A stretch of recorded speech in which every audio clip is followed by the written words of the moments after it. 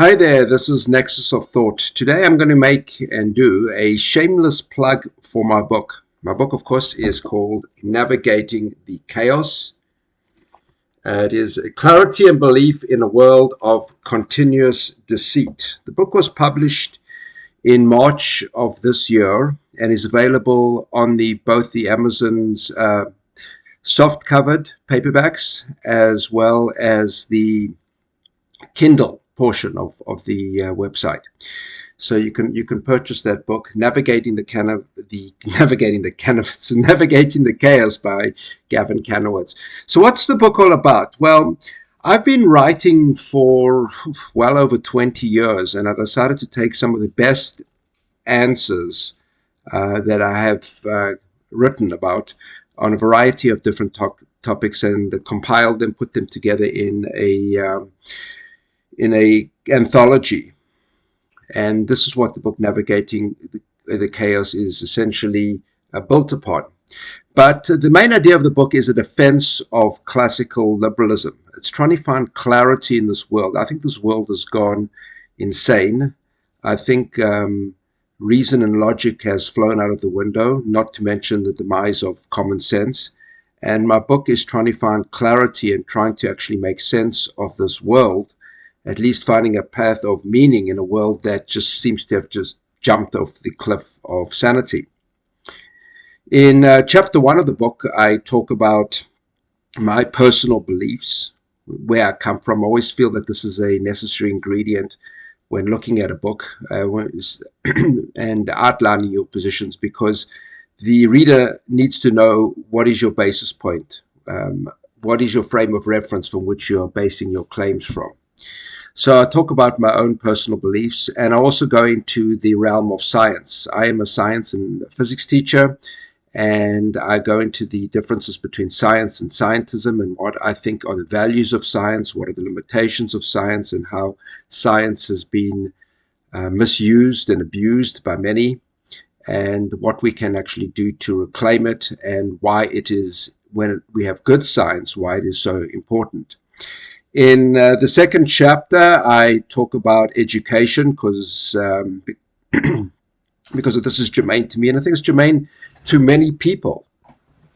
How are their children and how are themselves learning the skills necessary to survive in the world? So it's my experiences as a teacher and what I have learned so far, and what I think makes sense, what doesn't make sense, how we can separate the ideology that's actually suffused itself into education from the actual good pedagogy, which is still out there.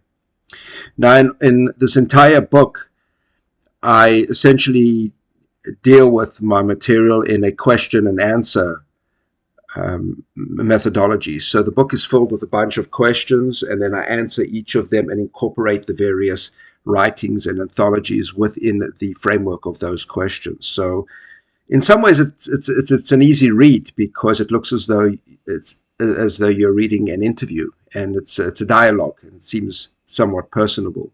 So hopefully that helps. Getting back to the book itself, in chapter 3, I then go on to the definitions in politics, because I think it's very important to understand the framework for politics. I remember Charles Krauthammer, before he passed away, somebody asked him a question about why he was a psychiatrist, why he got into politics and political journalism. And he says, because at the end of the day, unfortunately, a lot of the decisions that are made that affect many, many people do come down to the politics. So I think it's important to understand what are the definitions of conservatism, of classical liberalism, and what are the different branches of conservatism, and how did liberalism evolve, and where is it going, and what are the differences between liberalism and progressivism. And so that's what that first chapter 3 is all about.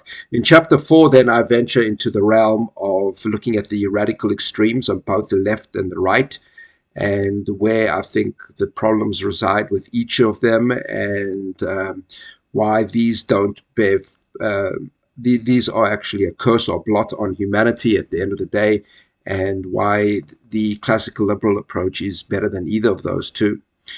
In chapter 5 of the book, I talk about American politics I wish I didn't have to talk about American politics, but unfortunately, what the United States does is so critical to international relations and to the way the Western civilization continues to function that one cannot help but be involved in it.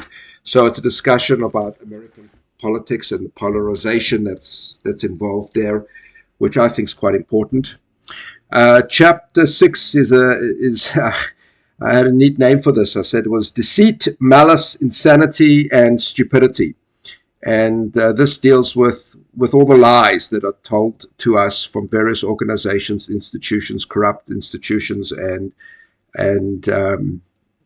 how we can actually come up with a framework to move past this and find clarity and find search for truth in all of the muddied waters that have been put before us for various reasons. In chapter 7, I talk earnestly about the decline, and I mean by decline, I mean decline of Western civilization and what has gone wrong, and why. I look at various different philosophical standpoints. Some of them don't believe in decline. Some of them think that it's actually a good thing. And I make the case that I think the Western civilization is in decline, but I don't think that it's inevitable that it can take on the kind of negative path that many are predicting. And that leads me into chapter 8, which is how I outline an algorithm, different steps that one can do and different initiatives. Many of them are not like sequential steps, but are different motivations that one can take part in on a variety of different levels to push back against the forces of decline. So it was a fun book to read. It was read for myself, but then I'm kind of biased, but it was a fun book to write. And it was also a fun book to put together in a way that I believe will make sense for the audience and the reader. I've done this in a way that I think works quite well, and hopefully the reader will find this to be equally true. So take a look at it if you're interested. The book again is called Navigating the Chaos, and it's by yours truly, Gavin Canavitz, and it has a variety of pearls of wisdom that I've learned throughout my journey in life. Thank you very much. Keep well.